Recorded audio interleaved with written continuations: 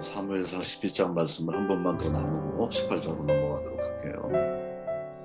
37절 말씀을 읽고 나누는 시작을 합니다. 또 다윗이 이르되 여호와께서 나를 사자의 발톱과 곰의 발톱에서 건져내셨은즉 나를 이 블레셋 사람의 손에서도 건져내시리이다.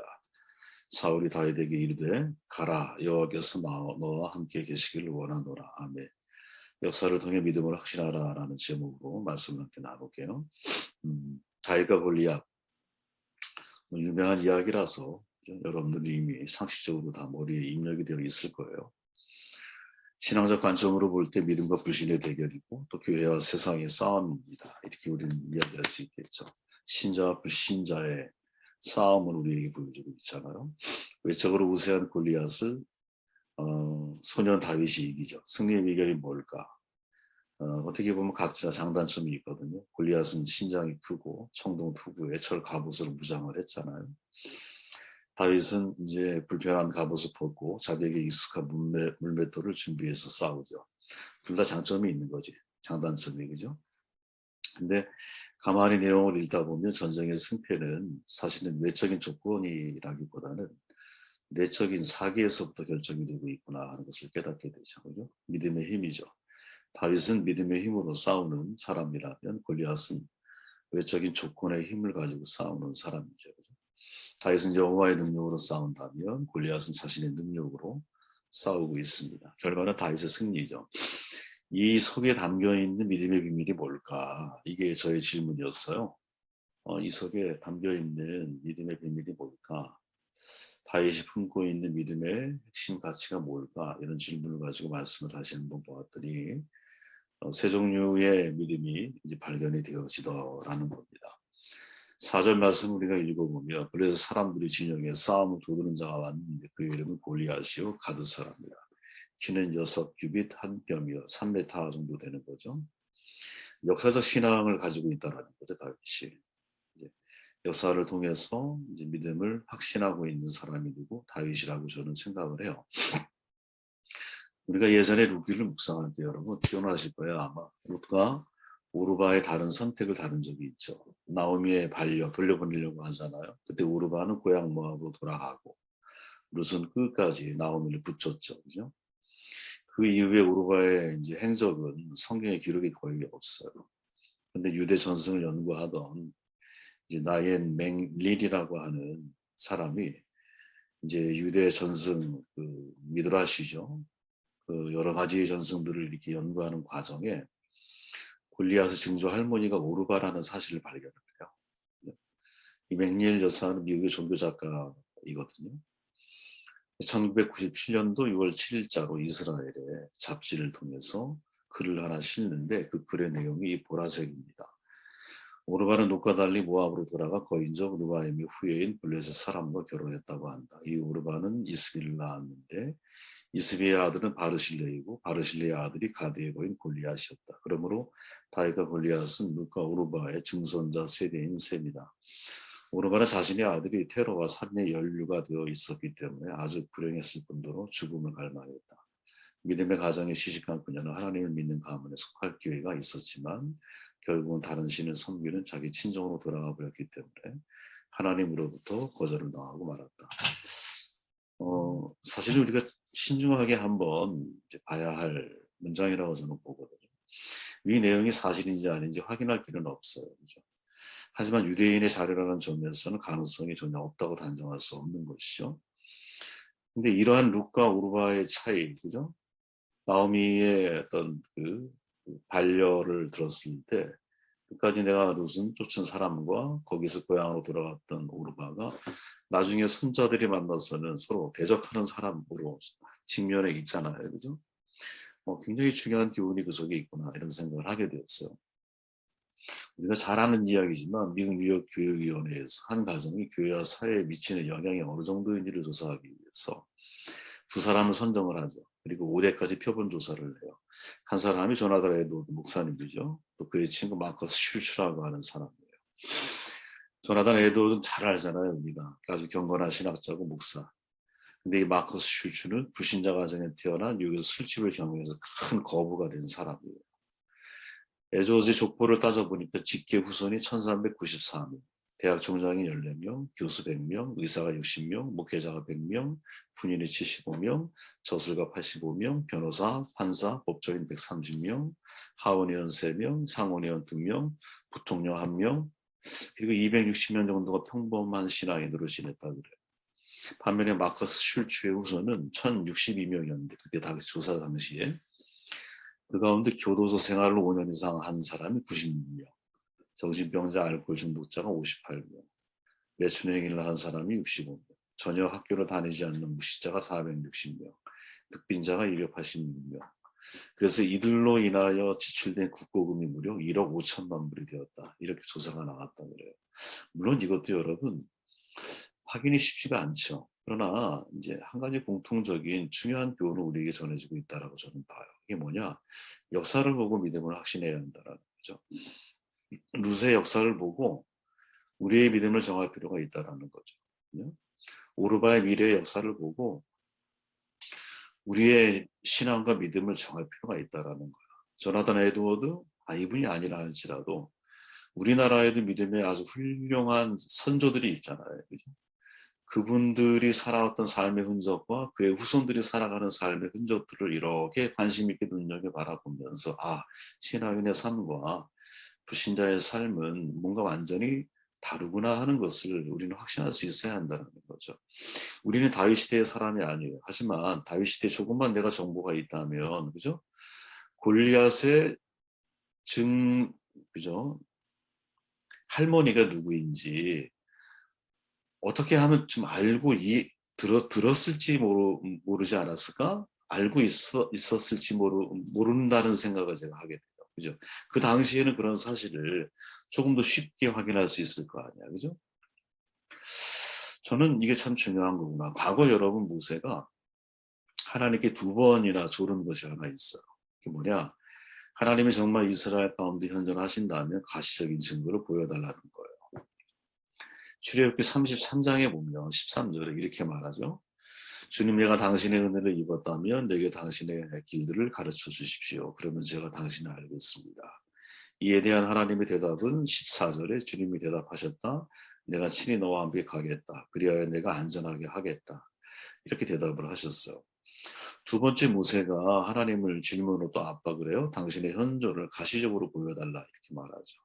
그때 하나님이 답이 뭐였냐? 23절에 보니까 손을 거두리니 내가 내 등을 볼 것이요 얼굴은 보지 못하리라.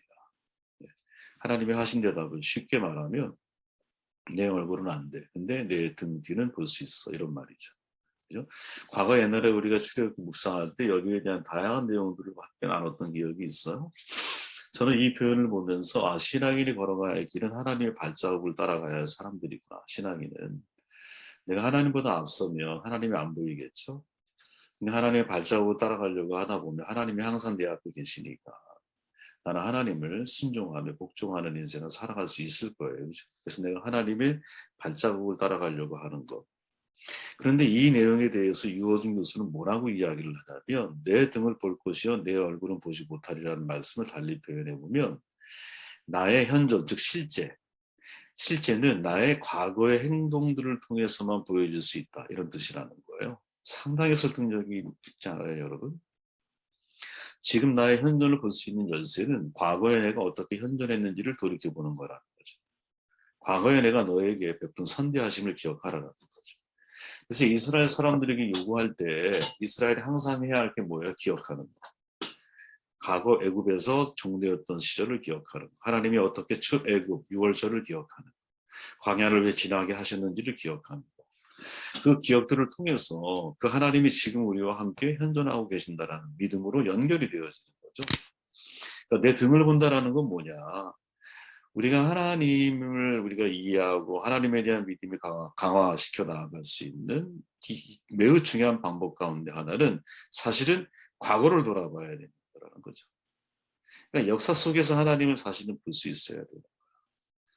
지금 이제 여러분 개인의 역사뿐 아니라 전 세계의 역사를 세계사를 통해서라도 그죠? 우리가 하나님이 어떻게 우리에게 은혜를 주시고 우리를 이끌어 오셨는지를 볼 수 있는 눈, 이게 매우 중요한 신앙의 의미 아니겠는가? 여러분 그거 아시죠? 다윗은 몇 개 없는 게 있는데 하나는 기적이 없어요. 그의 삶에. 기적적인 역사나 체험이 그에게 없어요. 다윗은 완전히 정말 인간적인 어떻게 보면 아무것도 없는 하나님과 이렇게 맨살로 서 있는 사람처럼 느껴지거든요. 근데 다윗에게 또 하나 없는 게 뭐냐면 그가 어떻게 하나님에 대해서 그렇게 담대한 믿음을 가지게 되는지를 성경에는 기록이 없어요. 출발 자체가 여러분 아주 빼어난 신앙인의 모습으로 출발을 하거든요. 다윗이 어떻게 그렇게 되었을까? 그냥 추론해 보는 거예요. 저는. 추론을 해보면 아마 그게 오랜 자기의 비록 소년의 시기지만 그가 태어나 소년이 될 때까지 혹은 장성한 사람이 될 때까지 끊임없이 우리 할례받은 민족에 대해서 하나님께서 어떻게 이스라엘을 지키시고 보호해 오셨는지에 대한 역사 속에서의 쌓여있는 믿음과 신앙이 누구? 다윗에게 있었던 것이 아닐까? 그런 생각을 해보게 되었습니다. 두 번째 36절 주의 종이 사자와 곰도 쳤은즉 살아계신 하나님의 군대를 모욕하니 할례 받지 않은 블레셋 사람이리까 그가 그 짐승의 하나와 같이 되리이다. 또 다시 이르되 여호와께서 나를 사자의 발톱과 곰의 발톱에서 건져내셨은즉 나를 이 블레셋 사람의 손에서도 건져내시리이다. 체험적 신앙이죠. 체험을 통해서 믿음이 단련되고 있는 거죠. 지금 역사를 통해서 믿음의 확신을 누가 다윗이 어렸을 때부터 품고 있었다면 이건 추론이에요. 추론 여러분들. 증거를 내주세요 하면 증거 내밀 거 없어요. 단지 추측을 해보면 그런 과정이 있지 않았을까 이런 생각을 하게 되었다라는 거예요. 두 번째는 뭐냐? 체험을 통해서 믿음이 단련되고 있다라는 거지. 어떻게? 과거 하나님이 나를 사자, 곰, 그들의 발톱에서 나를 지키셨어. 야, 이건 대단한 거죠. 대단한 거예요. 다윗이 블레셋 사람들에 대한 분노의 근거가 뭐냐? 과거 하나님에 대한 체험도 신앙이 있기 때문에 체험은 여러분 주관적인 경험이거든요. 나의 경험이 모두의 경험일 수 없어요. 하지만 모두의 경험이 아니라 할지라도 나의 경험은 절대적인 힘을 내 안에서 발휘하는 거거든요. 내가 봤잖아. 그죠? 다메섹 도상에서 부활한 예수 그리스도의 목소리를 들었잖아. 그죠? 두 군데 나오죠. 어떤 사람 보았지만 듣지 못하고 어떤 사람은 들었지만 보지 못하고 그럼 바울은 뭐예요? 보기도 하고 듣기도 했다라는 거지. 그죠? 이 양 경험을 누가 다 가지고 있어? 바울이 가지고 있는 거지. 그죠? 내가 직접 보았으면 여러분 부인하기 어려운 거 아니겠어요? 이게 체험의 대단히 중요한 위대함이거든요. 우리 하나님을 그죠? 공동체의 하나님을 공동의 하나님을 나의 하나님으로 만드는 강력한 힘이 그 속에 있는 거예요.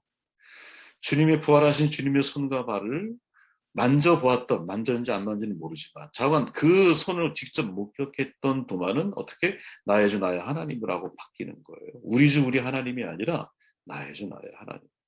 신앙이 내 안에 내재되는 비결이 뭐냐? 내가 직접 체험하는 거죠. 그죠? 암 환자의 고통은 여러분 나의 고통이 아니야. 그러나 내가 암이라고 하는 엄청난 고통을 겪고 나보면 그 고통이 나에게 생생하게 현실로 느껴지고 다가오는 거죠. 이 체험의 은혜라고 봐요. 체험의 고마움이죠. 그래서 체험은요, 여러분, 믿음을 단련시키는 힘이 그 속에 있는 거예요. 믿음은. 성도란 말씀을 믿는 자이죠. 아멘. 전 믿습니다, 여러분. 우리의 믿음은 말씀에 대한 순종이에요. 주어진 상황에 대한 순종이거든요. 그러나 동시에 성도는 이 말씀을 경험하는 사람들이잖아요. 그죠? 그래서 신앙은 체험이 동반되어져야 신앙이 완성체가 될 수 있을 확률이 높은 거예요. 여러분. 그죠? 내가 믿고 있는 그 말씀이 현실에 적용했을 때 그게 진짜 현실로 나에게 경험되어져야 되잖아. 그래야 그 말씀이 진리라는 사실을 믿고 말씀에 대해서 내가 확신 있게 사람들에게 증거하는 것 아니겠어요? 알다, 야다라 그러잖아요. 야다? 이건 체험적인 알미죠. 부부관계예요. 체험적인 알미인 거야. 체험을 통해 하나하나 서로를 알아가는 거예요.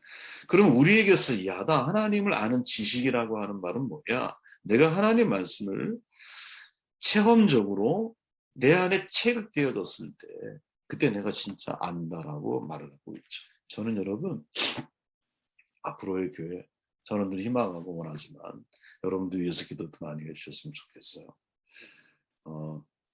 이제 정말 필요한 교회, 정말 하나님이 이렇게 필요한 공동체가 어떤 공동체일까? 제가 늘 원하고 기대하는 것은 그겁니다. 하나님의 현존을 경험하는 공동체가 꼭 필요한 공동체라고 생각하거든요. 꼭 필요한 공동체. 미래 세대 우리가 섬기려고 하죠. 근데 이 미래 세대와 함께 하면서 여러분, 애들이 가장 강력해질 때가 있어요. 그게 언제냐? 이제 애들과 함께 예를 들어 비전 캠프를 떠났을 때, 거기 현장이잖아요, 현장.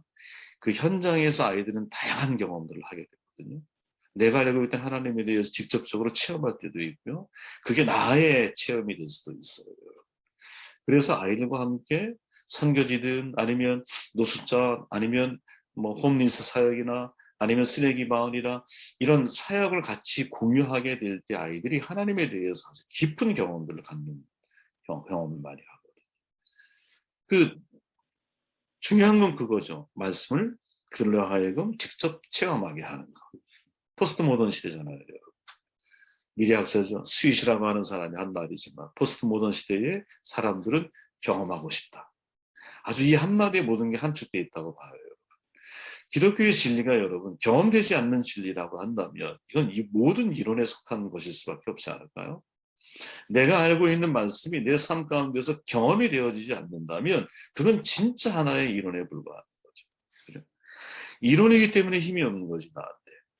그러나 그 말씀이 나의 삶의 순간순간 모든 주어진 상황 속에서 혹은 큰 문제와 작은 문제들에 직면하며 말씀으로 반응하는 과정들을 통해서 그게 나에게 체험되어졌을 때 그때 그 말씀은 나에게 강력한 힘이 있는 거지. 그죠? 지금 다윗의 무기는 그거인 거예요. 언제 어떻게 하나님을 다윗이 마음에 품었는지 몰라. 하지만 다윗의 신앙은 되게 견고해요. 그 견고의 바탕에도 뭐가 있느냐? 사자의 발톱에서 하나님이 나를 건지셨다. 곰의 발톱에서 하나님이 나를 건지셨다라고 하는 체험이 포함되어져 있는 거지. 그러다 보니 이 연장선에서 3m 장신에 청동 투구를 쓰고 철 갑옷을 입고 있는 이 골리앗이라고 하는 엄청난 인간을 내가 마주하고 있으면서도 그런 세상을 내가 마주하고 있으면서도 과거의 역사 속에서의 하나님에 대한 체험 또 사자 내가 목동으로서 양을 지킬 때 경험했던 하나님에 대한 직접적인 체험들 이 모든 것들이 이렇게 혼합이 돼서 아주 마치 모래와 세면가루가 함께 모여서 굳어지면 아주 콘크리트로 변하는 거 아니에요. 그렇지? 아주 단단한 콘크리트처럼 다윗이 변화되고 성장해 있다라는 거죠. 그렇기에 마지막 결론이 이렇게 나아지는 거예요. 46절에 보니까 오늘 여호와께서 너를 내 손에 넘기시리니 현재 적용되는 거지. 그죠? 그게 내가 지금 살고 있는 이 삶의 현장에서 오늘 하나님께서 너를 내 손에 붙이실 거야. 이 믿음으로 선포가 되어지는 거죠. 야, 우리의 신앙이 이런 신앙이 되어야 되지 않을까. 저는 세 가지를 말씀드렸어요. 역사적으로 여러분 하나님은 등을 볼 수밖에 없어. 이 말에 이호전을서의 해석에 의하면 하나님은 과거로 통해서 보는 거야. 역사를 통해서 봐야 되는 거예요. 하나님. 그 신앙이 나에게 필요한 거예요. 그 다음 나의 과거 속에서 하나님이 깊이 말씀을 체험하는 체험적 신앙이 같이 이렇게 뭐랄까요? 하나가 되어졌을 때 이 말씀이 현재 골리앗 앞에서도 오늘 여호와께서 너를 내 손에 붙이시라라고 하는 담대한 믿음으로 선포가 되어지는 거지. 이 은혜가 있기를 주의 이름으로 축원합니다.